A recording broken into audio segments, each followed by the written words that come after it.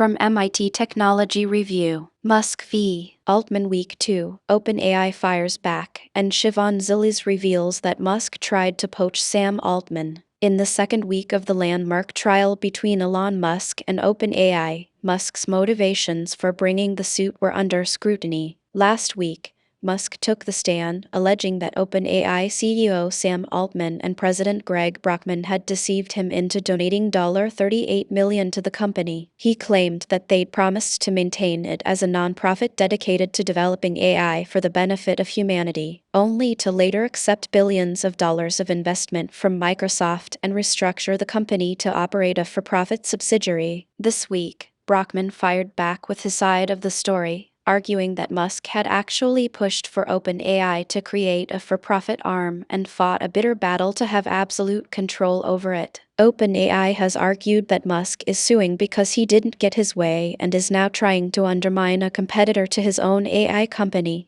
xAI. Shivon Zilis, a former OpenAI board member and the mother of 4 of Musk's children, also testified, revealing that Musk tried to recruit OpenAI CEO Sam Altman to lead a new AI lab at his electric car company, Tesla. Musk co-founded OpenAI in 2015 with Altman, Brockman, and others, but left in 2018. Now, he's asking the court to remove Altman and Brockman from their roles and to unwind the restructuring OpenAI undertook last year, which converted its for-profit subsidiary into a public benefit corporation. He is also seeking as much as $134 billion in damages from OpenAI and Microsoft, OpenAI's investor. The outcome of the trial could upend OpenAI's race toward an IPO at a valuation approaching $1 trillion. Meanwhile, xAI, which Musk founded in 2023, is now a division of his rocket company, SpaceX. The combined companies are also expected to go public as early as June, at a target valuation of $1.75 trillion. On Monday, Brockman walked into the courtroom in a blue suit and tie, holding hands with his wife, Anna Brockman. On the stand, he was serene, even chipper, as he recalled OpenAI's early days.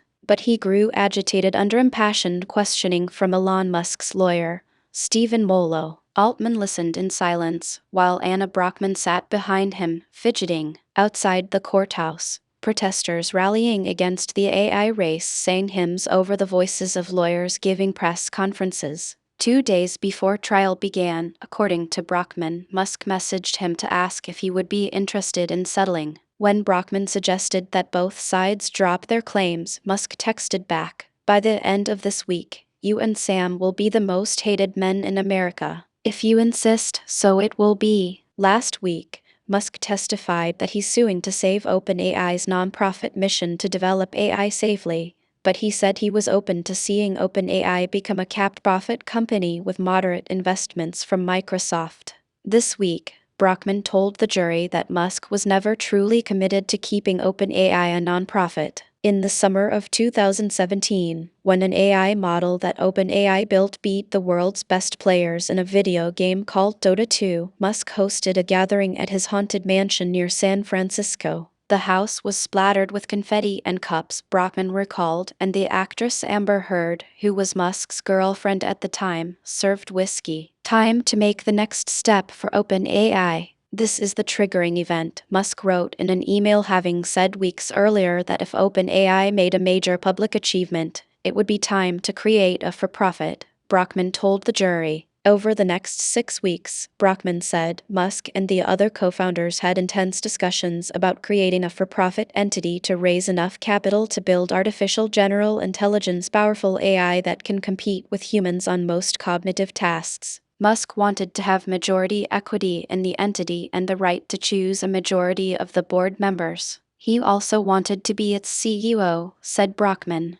Brockman testified that in August 2017, he and other co-founders gathered to hash out the terms of the for-profit structure. Ilya Sutskever, OpenAI's chief scientist at the time, arrived bearing a painting of a Tesla as a token of goodwill in return for the actual Teslas Musk had given them days earlier. It felt a little bit like Musk was buttering us up, right? That he wanted us to feel indebted to him, Brockman told the jury. When Brockman and Sutskever proposed that they all have equal shares of equity, said Brockman, Musk fell silent and finally said, "I decline." Musk then stood up and stormed around the table. He said, "I actually thought he was going to hit me." Musk grabbed the painting and walked out. Brockman said that afterwards he struggled to decide whether to continue building OpenAI with Musk or break away. "There was a fork in the road," he said.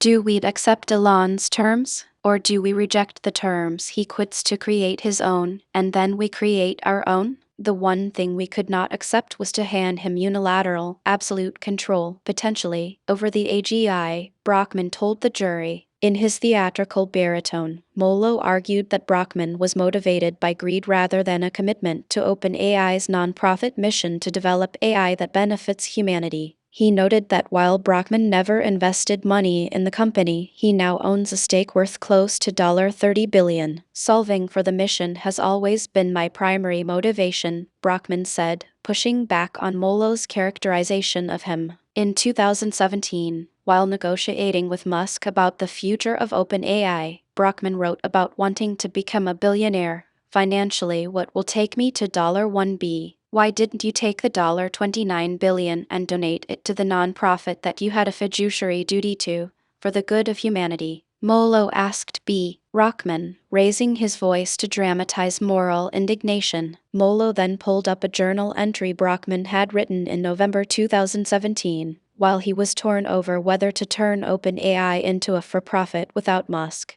"It'd be wrong to steal the nonprofit from him to convert to a B Corp without him. That'd be pretty morally bankrupt." Brockman and Musk had previously considered creating a B Corp, which is a for-profit company that pursues a social mission. Brockman explained, "I meant it would actually serve the mission, but it'd be hard to look at yourself in the mirror." Molo also tried to undermine Brockman's credibility by revealing that he holds a stake in multiple companies with business ties to OpenAI, including the AI company Cerebras, the cloud provider CoreWeave, and the nuclear fusion startup Helion Energy. It remains so today. Molo pulled up Brockman's electronic journal on a screen in the courtroom, trying to show the jury what Brockman was really thinking behind the scenes. Altman has tried to steer OpenAI into deals with companies that he invests in, including Helion and the rocket maker Stoke Space, drawing scrutiny over potential conflicts of interest. Former OpenAI Chief Technology Officer Mira Murati and former OpenAI board member Helen Toner both appeared in video depositions. They addressed the brief firing of Altman in 2023, saying that they could not trust him because of his alleged history of lying. Murati's text messages with Altman from that time,